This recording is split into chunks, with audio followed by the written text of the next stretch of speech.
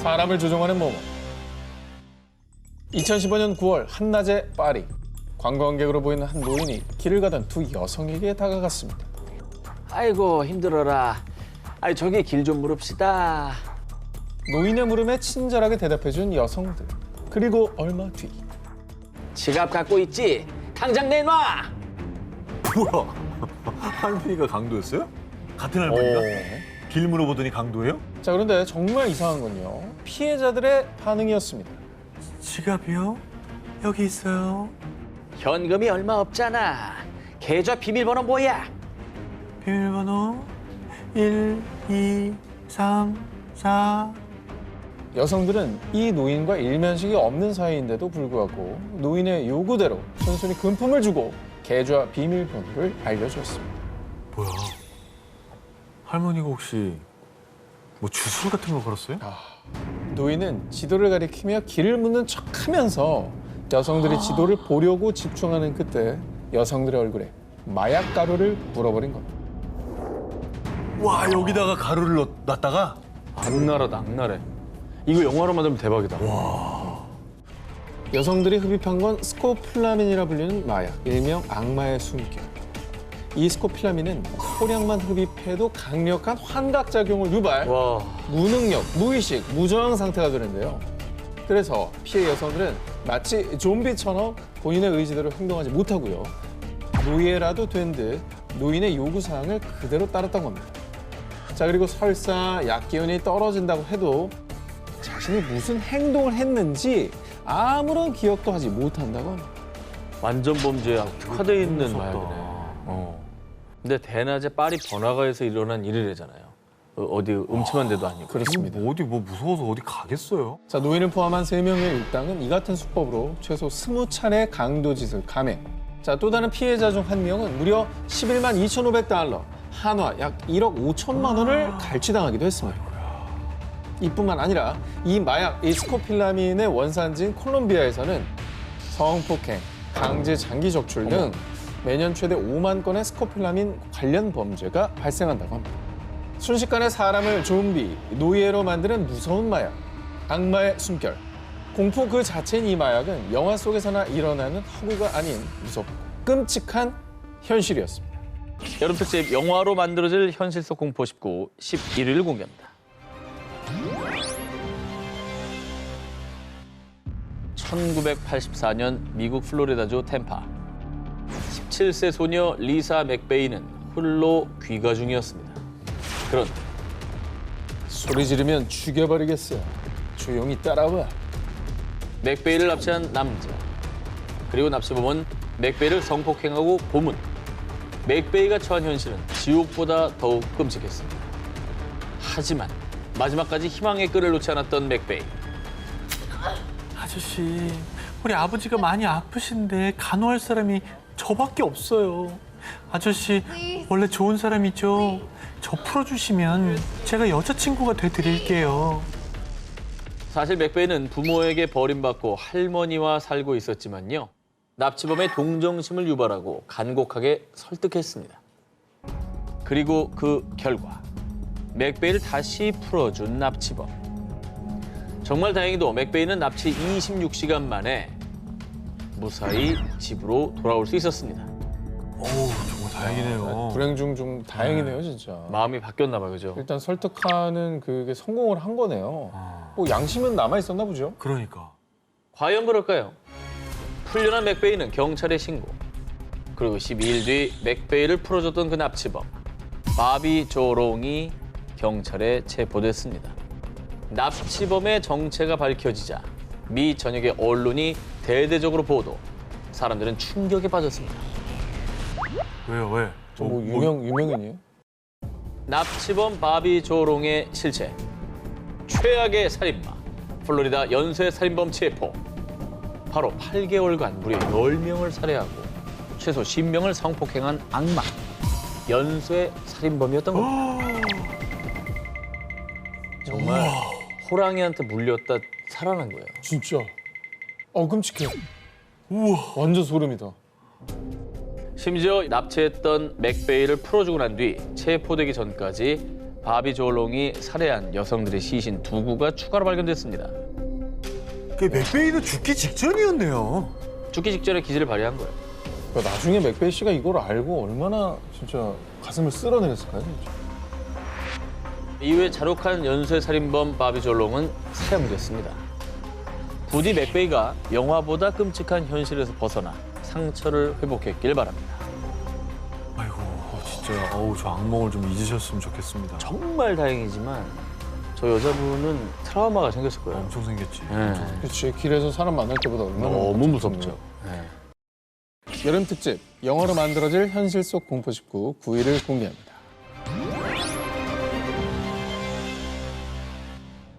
미국 미주리주에 위치한 저택을 찾은 사람들. 마치 시간이 과거에 멈춘 듯 기묘한 분위기에 조심스럽게 발걸음을 옮겨보는데요. 잠시 뒤 화장실을 갔던 일행이 사색이 되어 돌아왔습니다. 화장실에서 어떤 아저씨가 쳐다보고 있었다고요? 무슨 소리야? 여기 우리밖에 없잖아. 겁을 먹은 일행들이 집을 나서려는 순간 누나들 나랑 놀자. 소름 끼치는 목소리의 주인은 맙소사 수많은 사람이 목격했던 소문 속 다락방의 원숭이 소년 유령. 근데 뭐 화장실에서 누가 봤다면서요. 유령이 또 유령 본 거 아닙니까? 우리밖에 없다고 했는데 그 사람도 유령인 거 아니에요? 이들이 찾은 집은 일명 램프 맨션. 이곳의 또 다른 이름은 미 유명 언론 CNB에서 선정한 세계에서 가장 으스스한 건물 10곳 중 한 곳이기도 한데요. 1862년 독일 이민자 출신 윌리엄 램프는 아버지의 양조장을 물려받았는데요. 램프가의 라거 맥주는 당시 미국 맥주 시장을 평정. 1876년 윌리엄은 사업을 확장하고 지하에 양조장 터널을 연결한 대저택 램프 맨션을 지었습니다. 그런데 찬란한 영광은 잠시 맥주 명가였던 램프 가문에 비극이 드리웠습니다. 1901년 가업을 물려받을 아들 프레데릭이 심장병으로 28세에 사망. 아들의 갑작스런 죽음에 크게 상심한 윌리엄은 두문불출하더니 1904년 급기야 자택에서 스스로 목숨을 끊었는데 아이고. 이후 장남 빌 리가 사업을 물려받았지만 온갖 추문과 이혼에 이어 1919년엔 금주령 때문에 번창했던 사업도 쇠퇴하기 시작. 결국 1922년 문을 닫게 됐고요. 아이고. 그해 아버지와 똑같은 방식으로 램프 맨션에서 스스로 목숨을 끊고 말았습니다. 그리고 1949년엔 윌리엄의 셋째 아들 찰스가 내가 죽은 채로 발견되면 나 외에는 누구도 탓하지 마시오 라는 유서를 남긴 채 램프 맨션에서 또다시 자살. 램프 맨션에서만 램프 일가 4명이 세상을 떠났는데요. 저 일가가 이렇게 다 하나같이 비참하게 생을 마감했는데 그건 뭔가 좀 터가 안 좋다는지 저주에 쓰인 거 아닙니까? 이게 참. 그렇지 않고서는 이렇게 될 리가 없잖아요. 그런데 전해지는 소문에 의하면 윌리엄의 장남 빌리한테 장애를 가진 숨겨진 사생아가 존재. 에? 평생 죽을 때까지 다락방에 가뒀었는데 이 사생아의 별명이 바로 원숭이 소년이라고 합니다. 오. 아유, 그러면 또 이게 무서운 게 아니라 안타까운 사연이네. 그러면 앞에 사람들이 겪은 일은 저 일가의 유령이 저 집에 나타난 거예요?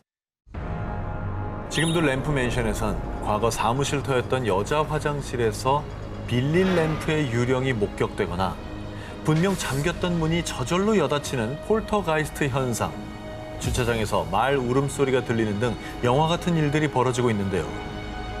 혹시 램프 일가의 유령들이 아직도 집을 떠나지 못하고 있는 건 아닐까요? 여름 특집 영화로 만들어질 현실 속 공포 19 8위를 공개합니다. 모모 받은 영화.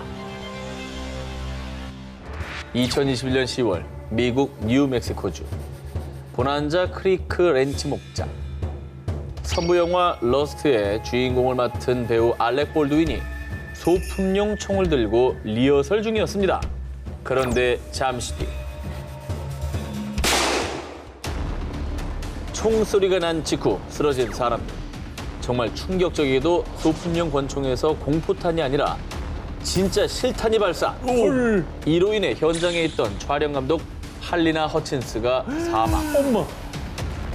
그리고 그녀의 몸을 관통한 실탄이 감독 조엘 소자의 쇄골을 명중.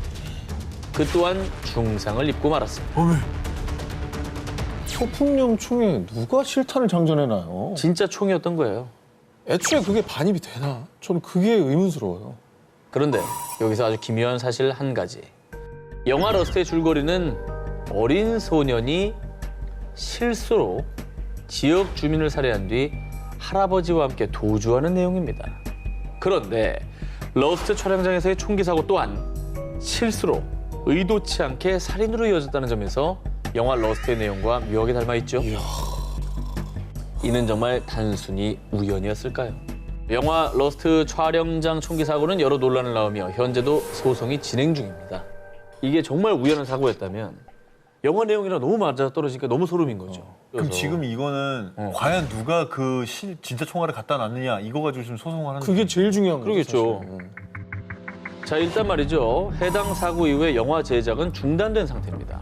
그런데 또 다른 어둠의 기운이 영화 촬영장을 덮쳐오고 있었습니다.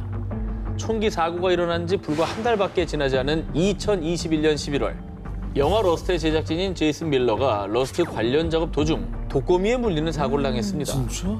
밀러는 거미 독으로 인해 팔 조직 일부가 괴사한 것도 모자라 폐혈증까지 심각. 급기야 팔 절단 위기까지 처했습니다. 아니 또 제작진이 이렇게 한 달여 만에 목숨을 잃을 뻔한 사고가 또 생긴 거잖아요. 여러 추측을 해도 악령이 제일 설득력이 있다는 거예요. 내 말은. 그렇잖아요. 너무 악독해. 앙심? 너무 악독해. 앙심으로 독거미를 풀어놓는다고 거기다가? 이게 말이 안 되죠. 독거미를 풀었다고 그 독거미가 가서 사람 물지 안 물지 누굴 모르는 거 물지 아니에요, 어떻게 사실. 합니까? 뭐 조종합니까? 그러니까 악령이지. 악령이 거미를 조종했을 수는 있겠다. 수차례 수술을 받은 밀러는 천만 다행히도 팔 절단 위기는 모면했지만 여전히 치료를 받아야 한다고 합니다. 한 영화 그리고 연속된 비극. 사람들을 공포로 몰아넣은 그 사고들은 단순한 우연 그뿐이었을까요? 아니면 혹시 어떤 불길한 저주가 실현된 것일까요? 여름 특집 영화로 만들어질 현실 속 공포 19 7위 공개합니다. 의문의 대학생 실종 사건. 2013년 미국 캘리포니아 예술대학에 재학 중이던 브라이스 라스피사. 그는 평소 쾌활하고 성실한 성격에 재능까지 인정받는 모범적인 학생이었습니다. 그런데 어느 날부터 브라이스는 공부에도 손을 떼고 밤낮이 바뀐 채 생활하며 매 순간 딴 생각을 하는 듯 불안 증세를 보이기 시작했는데요. 뭐 안 좋은 일이 있었던 건가요? 그러던 어느 날 야밤에 갑작스럽게 차를 몰고 4시간 30분 거리의 부모님 집으로 향한 브라이스. 그런데 어찌된 일인지 부모님 집에 도착할 시간이 한참 지나서도 브라이스의 모습은 보이지 않았고요.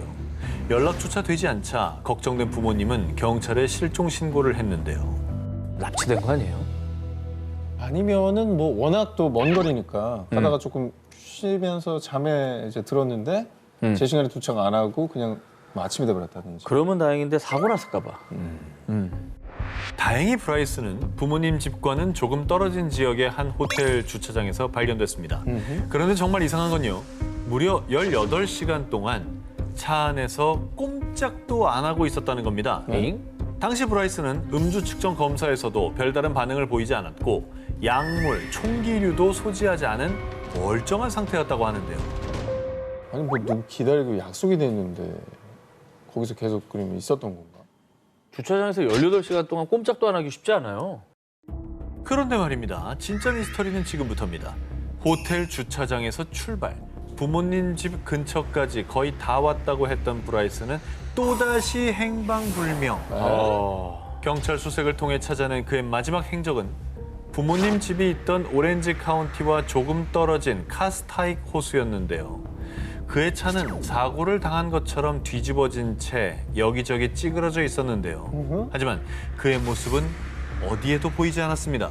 그런데 더욱 미스터리한 건 수색견이 감지한 브라이스의 마지막 채취는 사고 난 그의 차량이나 차량 주변이 아닌 호숫가를 벗어난 도로의 휴게소. 이후 근처를 샅샅이 수색했지만 그의 행방은 여전히 오리무중.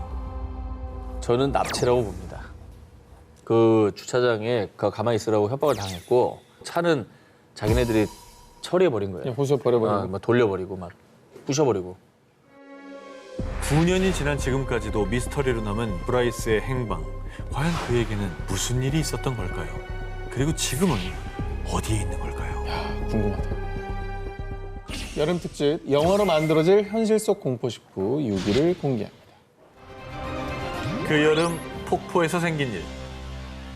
일본 나라현.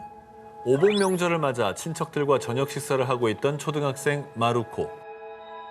갑자기 폭포에 가야 한다는 숙모에게 떼를 쓰는 마루코. 할머니까지 정색하며 극구 말렸지만 숙모의 고집을 꺾을 수는 없었는데요. 기어이 폭포로 향한 마루코와 친척들. 즐겁지 않은 폭포 나들이엔 끔찍한 이야기가 숨겨져 있었습니다. 아무리 예쁜 폭포도 밤에 뭐하러 가지? 다음 날 가지? 밝을 때 보면 더 좋잖아요. 그럼.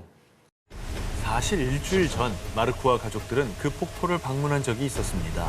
그런데 마르코는 폭포를 보자마자 말로 표현 못할 찝찝함과 꺼림칙한 기분에 휩싸였고요. 한시라도 빨리 폭포에서 벗어나고 싶은 마음뿐이었습니다. 그렇게 돌아가는 차 안 마르코의 할머니가 조용히 귓속말로 속삭였는데요. 앞으로 저 폭포엔 얼씬 더 맑어라. 느낌이 좋지 않구나. 할머니가 좀 뭔가 안 좋은 낌새를 채신 건지 그래서 이제 할머니가 말렸던 거군요. 그거 가지 말라고. 기운이 안 좋으니까. 왜 간 거야 또? 그러게. 그런데 폭포에 도착한 뒤 숙모는 무언가에 홀린 듯 마르코의 손을 잡아 끌고 폭포로 향해 걸어가기 시작. 숙모 뭐야? 겁에 질린 마르코가 소리치자 놀란 마르코의 어머니가 겨우 숙모에게서 딸을 떼어놓았는데요.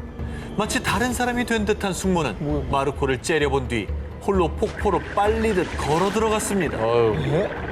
갑자기 바람이 강하게 불고 수면이 요동치기 시작했는데요. 순식간에 폭포에 몸이 잠기려던 찰나 숙모는 바위에 부딪혀 넘어지며 다행히 정신을 차렸는데요. 이상한 것은 그 바위엔 불경이 쓰여 있었습니다. 엥? 숙모가 넘어진 장소는 과거 한 불귀의 객이 스스로 목숨을 끊은 곳이라는 것. 그 영화 람종 속에 그 귀신에 빙의된 것처럼 숙모도 물귀신이나 뭐 어떤 귀신에 홀린 게 아닌가. 아 근데 순간 뭐 그래도 바위에 부딪히면서 이제 살아난 거잖아요. 거기 불경이 있었다고 하니까 혹시 그게 좀 위력이 있었던 거 아닐까? 불경의 힘이다. 한 일본인이 초등학생 때 폭포에서 겪었다는 끔찍한 경험. 정말 숙모는 귀신에 홀렸던 걸까요? 여름 특집 영화로 만들어질 현실 속 공포 19 5위를 공개합니다. 칠흑 같은 어둠 속 일본 아오모리현에서 차를 타고 어디론가 향하는 세 사람. 저기 있다! 저 낡은 문이랑 해골 모양의 돌! 스기사와 마을이 분명해! 일본 아오모리현 어딘가에 존재했다가 자취를 감춘다는 전설 속 스기사와 마을을 찾고 있었던 건데요.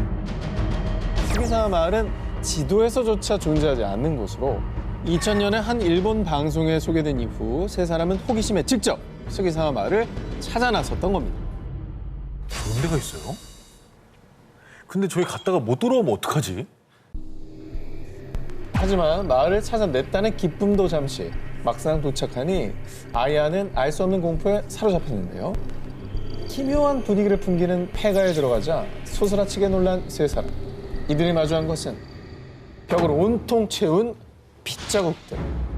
그리고 아야는 수많은 시선이 지켜보는 듯한 기운에 온몸에 소름이 돋았고요. 심상치 않음을 느낀 세 사람은 마을을 빠져나가기 위해 있는 힘껏 달렸습니다. 자, 그런데 이상한 것은 아무리 뛰어도 마을을 빠져나갈 수 없었다는 건데요. 와. 아야는 우여곡절 끝에 차를 발견해 서둘러 차에 시동을 걸었지만 아무리 걸어도 시동이 걸리지 않는 차. 바로 그 순간. 창밖에 여기저기 널려있는 피투성이의 손들. 소름 끼치는 손들은 아야가 타고 있던 차를 흔들어댔습니다. 전해지는 바에 따르면 세 사람은 다신 볼 수 없었다는 겁니다. 아 근데 존재하지도 않는다면서 이 스기사와 마을은 왜 이렇게 무서운 전설이 있는 거며 그 사람들은 진짜 어떻게 된 거며 너무 궁금합니다. 일본에서 전해지는 바에 따르면 과거 아오모리현에 코스기라는 마을이 존재했었는데요. 이 마을의 또 다른 이름이 스기사와 마을. 자, 그런데 1938년 이 스기사와 마을에서 한 청년이 귀신에 홀린 듯 도끼를 휘둘러 주민들을 모조리 살해요. 이후 청년은 스스로 목숨을 끊었고요.